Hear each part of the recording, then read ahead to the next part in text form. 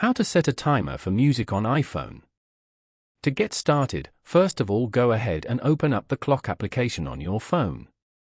This clock app includes features like alarms, a world clock, a stopwatch, and a timer.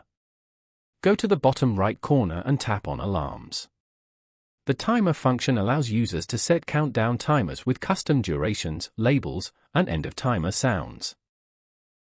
It also offers a stop playing option to halt media playback when the timer ends, effectively functioning as a sleep timer. Over here, set the timer first. For example, 10 minutes 15 seconds. And then, tap on when timer ends below. Here, you can view and explore the different sounds available. Scroll down to the end and tap on Stop Playing. Then, tap on Set at the top right corner.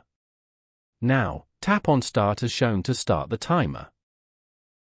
Following these steps, you can easily set a timer for music on iPhone.